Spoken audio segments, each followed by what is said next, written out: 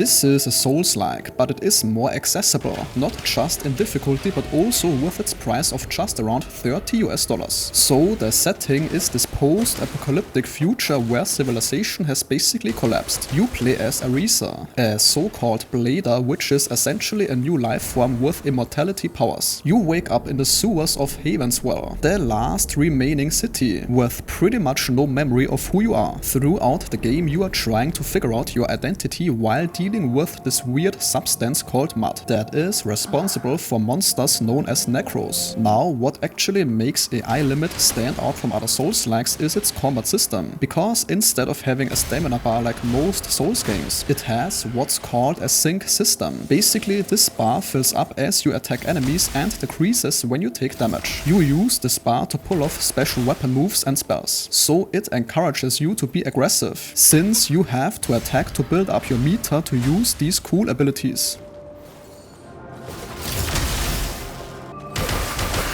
Of course, the game gives you multiple ways to defend yourself. You can parry attacks with perfect timing, use a shield to block, or do perfect dodges that leave behind a clone that damages enemies. The movement feels really fluid. It actually reminded me a bit of Bloodborne with its quick stepping dodge system. For character progression, you rest at these things called branches, which are basically bonfires. This lets you level up. The game also has this interesting Nucleus System where you can choose between different risk-reward setups for collecting souls. The world design is pretty solid, lots of verticality and interconnected paths. There are hidden paths, optional bosses, and of course shortcuts that connect different areas. Some of the platforming sections can be challenging, because you really have to perform well-timed jumps. The game has 3 different endings and multiple NPC quest lines that reveal more about the world and the story. Now, as for the difficulty, it's actually on the easier side compared to most Souls-likes. Most bosses so far can be beaten in a couple tries at most. That is, of course, if you have played other Souls games before. The enemies themselves have pretty low stagger thresholds, so it's actually possible to lock them down with the right attacks. The music is decent, but it cannot compete with the great Souls-likes, in my opinion. But the sound effects for combat and spells are satisfying.